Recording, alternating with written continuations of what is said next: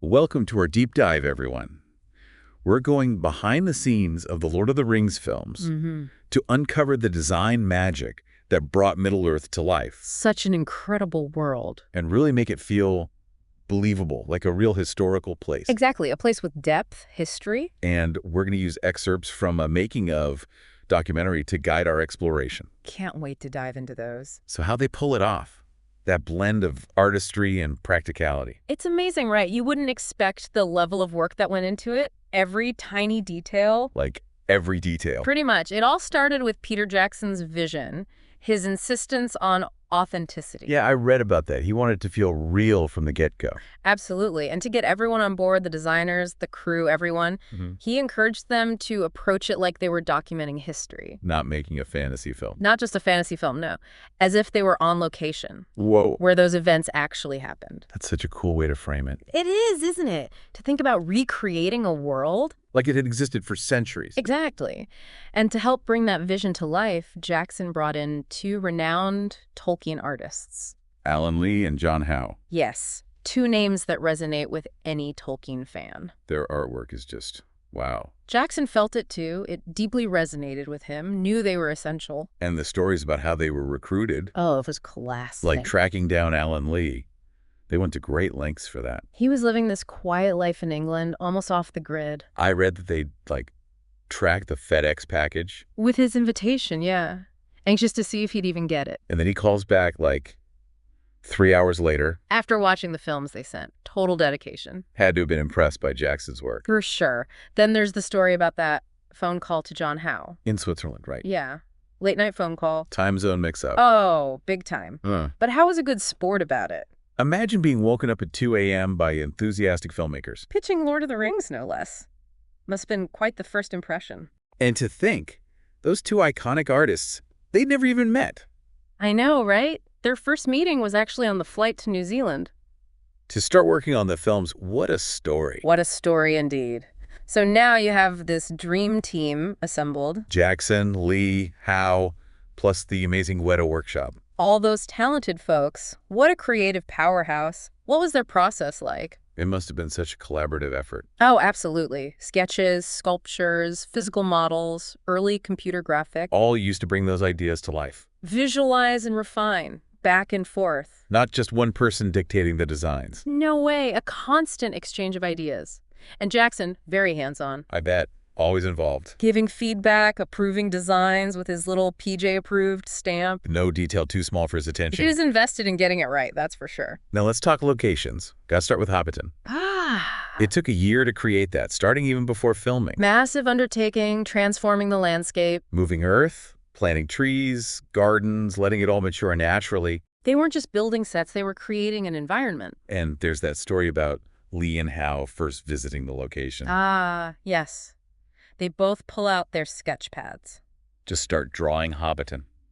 As if it was already there, fully formed in their minds. That's incredible. The essence of Tolkien's world captured so clearly. And it wasn't just Hobbiton. They did this for each culture in Middle-earth. Each one with a distinct visual style, immediately recognizable. Like you could instantly tell Dwarven architecture from Elven. Precisely. They used visual language to define each culture. The dwarves, for example. So grounded and practical. All about strength, sturdiness, their connection to stone. It's reflected in their architecture and craftsmanship. Square, rigid, built to last, just like them. Makes perfect sense. And then you have the elves. Yes, such a contrast. So elegant and graceful. They embody grace, beauty, connection to nature. Their designs have this flowing, ethereal quality. Lyrical, almost. Everything with the elves points to harmony in nature. You see it in their clothing, their architecture, everything. Right, it's all connected. But it wasn't just about creating distinct cultures, right? You're right, there's more to it than that. It was about creating a sense of history. Layers of civilization, hinting at what came before.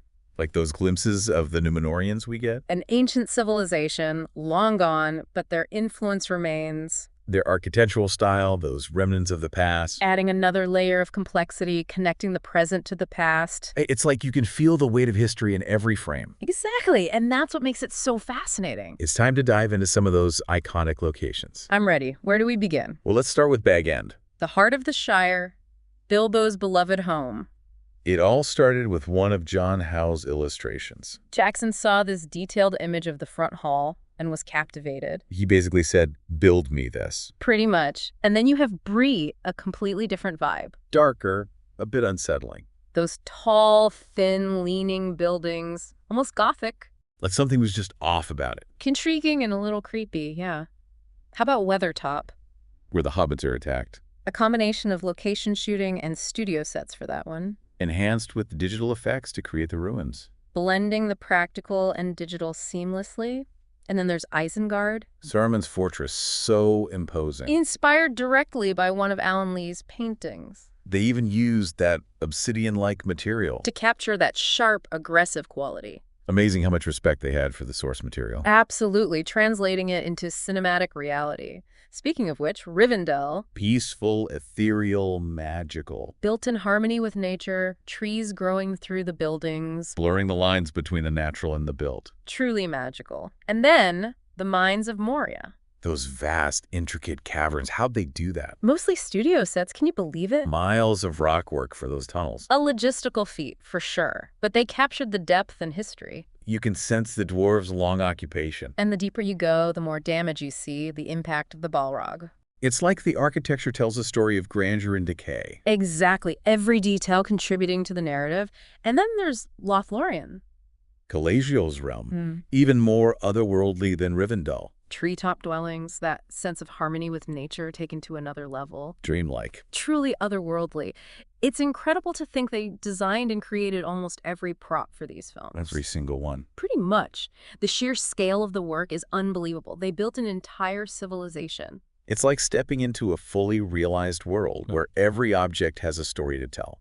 And next time we'll see how they brought those objects and those stories to life through costumes and special effects. Looking forward to it. Back again for more Lord of the Rings design goodness. Diving deeper into that incredible world. Last time, we were talking about the sets. The sheer scale of it all. Building an entire world from scratch. And today we're looking at costumes. And special effects. How they brought even more life and believability to it all. Definitely, because they didn't just throw some cloaks and swords on the actors, did they? Oh, no. The same commitment to authenticity we saw in the sets. Right. It carried right over to the costumes. Everything had to feel real, historically grounded. To avoid that cheesy, generic fantasy look. Exactly. Capturing the essence of each culture through their clothing. And we can start with the hobbits. The hobbits, yes. Comfort and practicality. They were farmers, gardeners. Their clothes needed to reflect that. Durable, functional. You see that in the films. Lots of earthy tones, natural fabrics. Absolutely. Wool, linen, leather, those muted browns, greens, yellows. All pointing to their connection to the land. Their simple way of life. It's amazing how much thought went into it. Every detail mattered. Then you have the elves, complete contrast to the hobbits. The elves, elegance, grace. Their clothes always had that flowing, ethereal quality. Finer fabrics, silks, velvets. And those cool colors, blues, greens, silver. Reflecting their connection to nature, their otherworldly qualities. Like a visual language. Absolutely. Cool. And then the dwarves. The dwarves. All about strength, resilience. Makes sense. So their clothing was rugged, functional, built to last. Heavy fabrics, leathers, furs. Often adorned with intricate metalwork reflecting their craftsmanship. Perfect for a mountain-dwelling people. Exactly. And speaking of metalwork, the armor was incredible. Oh yes, the armor.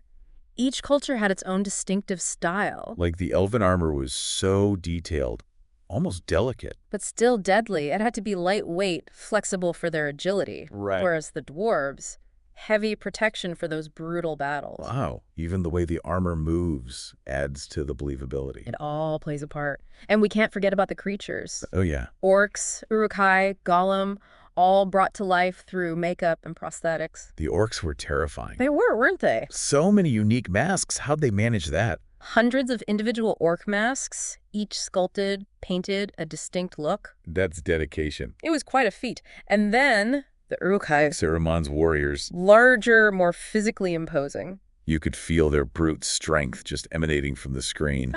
A combination of practical effects and digital technology to achieve that. It was a bit scary how real they looked. Right.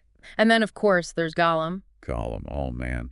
A groundbreaking achievement. In digital character creation, truly. So emotive, so believable. Almost like a real creature. You really fell for him. That was Andy Serkis's performance shining through. His talent. And the magic of motion capture technology capturing every nuance. Incredible how far things have come. Right. Speaking of groundbreaking, those epic battles. The Battle of Helm's Deep. The Balrog. Sweeping vistas of Middle-earth, all breathtaking. They really pushed the boundaries. They did, using a mix of practical effects, miniatures, and CGI. Blending them seamlessly. Masters of their craft they were. For Helm's Deep, massive sets. Thousands of extras to create that chaos of battle. It felt so real. Thousands of extras. That's insane. And not just in front of a green screen. They built everything. The whole fortress. The siege engines, everything. Then CGI enhanced the scale, added elements. Arrows raining down. All those little details. So CGI wasn't replacing the practical. It was working with it. Exactly, enhancing and amplifying. To create a more powerful image. Yes, and miniatures for the Balrog, some of the larger creatures. You see those behind-the-scenes videos. It's amazing. Forced perspective, clever camera work to make them feel gigantic. Ingenuity at its finest. And then CGI for those vast landscapes, those sweeping aerial shots. And digital characters like Gollum, of course. It's amazing how it never feels like you're pulled out of the story. It all feels so real. Because they understood that special effects serve the story. Not the other way around. Enhancing the emotional impact, not just creating spectacle. Those details that add to the story. The props. The props. Every single item custom designed and crafted. That's Eden. Swords and shields, furniture, tableware, everything. I know they sourced materials from all over the world. They did. Real leather, wood, metal, even bone. And they had all these craftspeople to bring the designs to life. A network of talent, all dedicated to authenticity. Like that bucket we saw in the documentary. Had to look like it had been carrying water for 300 years. That's crazy. And the weapons, each one meticulously crafted, aged to perfection. The details. It's like each prop has its own story to tell. Adding another layer of depth. Exactly. And it all works together. The sets, costumes, effects, props. Creating this seamless, immersive experience. It really does. It makes you appreciate the films even more. Knowing the amount of work, the dedication behind it. So how did these films influence fantasy, filmmaking in general? Well, for one, they raised the bar for visual effects. Gollum especially. A real game changer. Showing that digital characters could be expressive, believable. And the scale of those battles, the environment. Groundbreaking, no doubt. And they helped popularize the fantasy genre. Because before Lord of the Rings, fantasy was seen as kind of niche. Childish even. But these films proved it could be epic, sophisticated. Emotionally resonant too. Exactly. They brought Tolkien to a mainstream audience, inspired new fans. And influenced how other fantasy films were made. It's fascinating how one film can have that ripple effect. Or trilogy in this case. True, it's the power of a good story, well told. And the enduring appeal of Tolkien's world. Absolutely. So, out of everything we've talked about, what stands out to you the most? Oh, that's a tough one.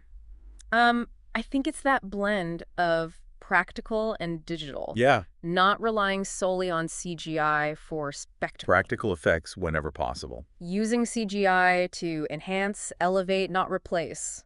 It's that perfect marriage of artistry and technology. That makes it feel so grounded. Believable. A testament to their dedication to creating something truly special. And we'll continue exploring that dedication next time as we dive into the deeper themes and philosophy behind the design choices. Can't wait. And we're back. Still geeking out over the design of The Lord of the Rings. It's inspiring, isn't it? We've seen how they created this world. That feels so real. From those incredibly detailed sets and costumes. To the groundbreaking special effects. But it's more than just the technical stuff, right? Oh, absolutely. There's a deeper philosophy at play here. A thoughtfulness behind the design choices. That elevates it beyond just visual spectacle. Exactly. Creating a world with depth and meaning. And that's where this idea of layers of civilization comes in. Layers of civilization, yeah. Showing that Middle-earth has this long, rich history. Hinting at civilizations that came before. Like the Numenorians, we keep mentioning them. Right. That ancient, powerful civilization that fell long ago. They were like the ancient Greeks or Romans of Tolkien's world. A grand civilization whose legacy lives on. Even though they're long gone. And it's not just a cool detail, it speaks to a deeper theme. About the past always being present. Shaping the events of the present, like in our own lives. Absolutely. The characters aren't just on a random adventure.